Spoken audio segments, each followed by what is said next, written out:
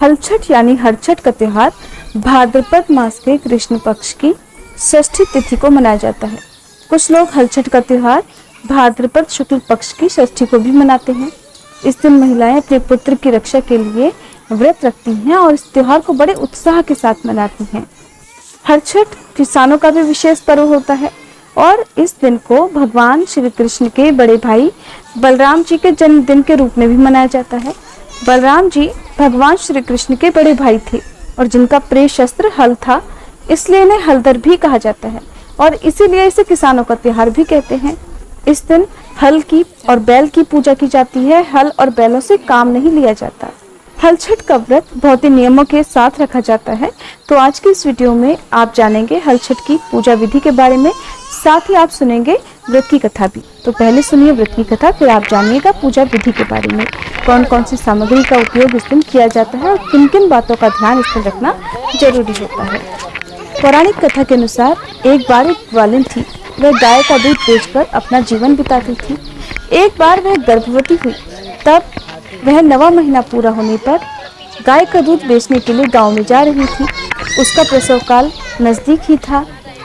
जब वह रास्ते में जा रही थी तभी उसे रास्ते में ही प्रसव पीड़ा शुरू हो गई। एक ओर तो वह प्रसव पीड़ा से बहुत बेचैन थी, व्याकुल थी, और दूसरी ओर उसका मन दूध बेचने में लगा हुआ था। उसने सोचा कि अगर उसे प्रसव हो गया तो गाय का दूध और दही तो यूं ही पड़ा रह जाएगा। ये सोचकर उसने दूध दही के घड़े सिर पर रखे और बेचने के लिए चल दी। किंतु कुछ ही दूर पहुंचने पर उसे असहनीय प्रसव पीड़ा हो गई। वह एक झरबेरी की ओट में चली गई और वहां उसने एक बच्चे को जन्म दिया। वह बच्चे को वहीं छोड़कर पास के गांवों में दूध दही बेचने चली गई। संयोग से उस दिन हल षष्ठी थी। गाय भैंस के मिश्रित दूध को केवल भैंस का दूध बताकर उसने सीधे साधे गांव वालों में दूध बेच दिया। उधर जिस झरबेरी के नीचे उसने बच्चे को छोड़ा था, उसके पास ही खेत में एक किसान हल जोत रहा था। अचानक हल जोतते जोतते उसके बैल भड़क उठे और हल का फल नवजात शिशु के शरीर में घुसने से वह बालक तुरंत ही मर गया। इस घटना से किसान बहुत दुखी हुआ। फिर भी उसने हिम्मत और धैर्य से काम लिया। उसने झरबेरी के कांटों से ही बच्चे के चिरे हुए पेट में टाँके लगाए और उसे वहीं छोड़कर चला गया। उधर कुछ ही देर बाद ग्वालिन सारा दूध दही बेचकर वहां आ पहुंची। अपने बच्चे की ऐसी दशा देखकर उसे समझते देर नहीं लगी कि ये सब उसके पाप की सजा है। वह सोचने लगी कि अगर मैंने झूठ बोलकर गाय का दूध न बेचा होता और गांव की स्त्रियों का धर्म भ्रष्ट न किया होता तो आज मेरे बच्चे की ये दशा न होती। इसलिए मुझे लौटकर सब बातें गांव वालों को सच बताकर प्रायश्चित करना चाहिए। ऐसा निश्चय कर वह ग्वालिन वापस उसी गांव में जा पहुंची जहां उसने झूठ बोलकर दूध दही बेचा था। अब वह गली गली घूमकर अपनी करतूत और उसके फलस्वरूप मिले दंड का बखान करने लगी। तब स्त्रियों ने अपने धर्म की रक्षा और उस पर रहम खाकर उसे क्षमा कर दिया और आशीर्वाद दिया। बहुत सी स्त्रियों का आशीर्वाद लेकर जब ग्वालिन वापस झरबेरी के नीचे पहुंची तो ये देखकर आश्चर्यचकित रह गई कि उसका नवजात शिशु जीवित था। तब उसने स्वार्थ के लिए झूठ बोलने को ब्रह्महत्या के समान समझा और कभी झूठ न बोलने का प्रण लिया। तब से ही पुत्र की लंबी उम्र के लिए छठ माता का व्रत और पूजा की जाती है।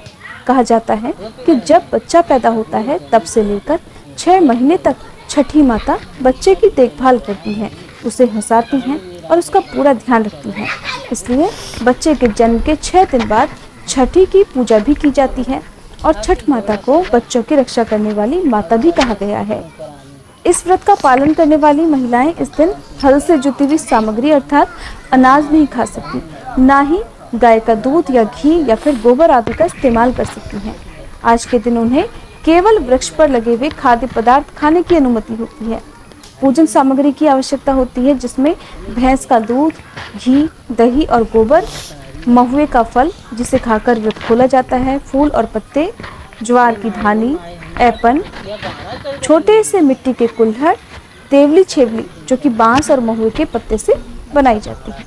व्रत रखने वाली महिलाओं को प्रातःकाल जल्दी उठकर स्नान आदि से निवृत्त होने के साथ ही महुए से दांत साफ करने चाहिए। इस दिन अन्य किसी दातुन का या टूथपेस्ट आदि का प्रयोग नहीं करना चाहिए। इस दिन बिना हल से जुते हुए खाद्य पदार्थ खाए जाते हैं। पसई धान के चावल यानी लाल चावल, भैंस के दूध का उपयोग भोजन में किया जाता है। भोजन पूजा करने के बाद शाम को किया जाता है।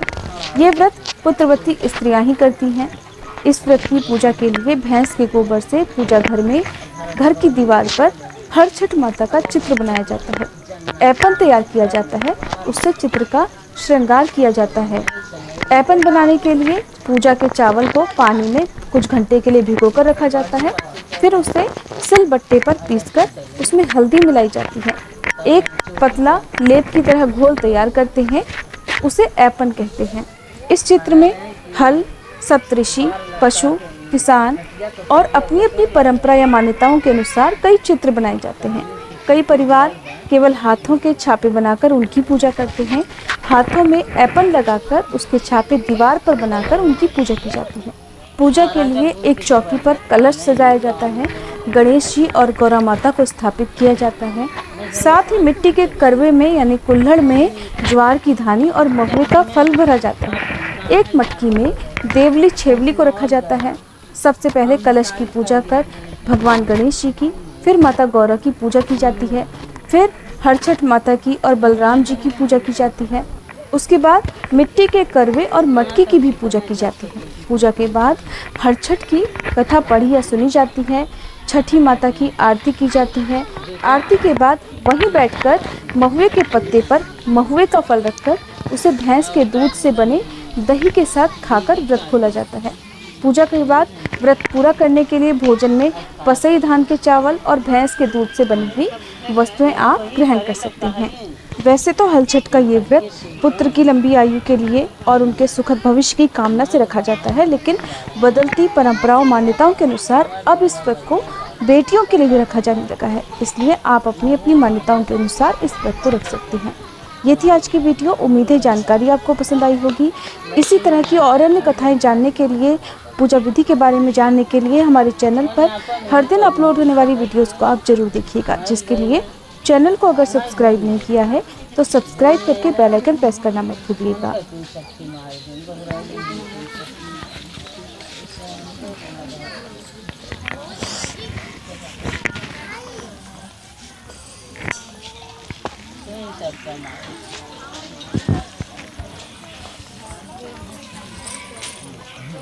एक तो राजा है।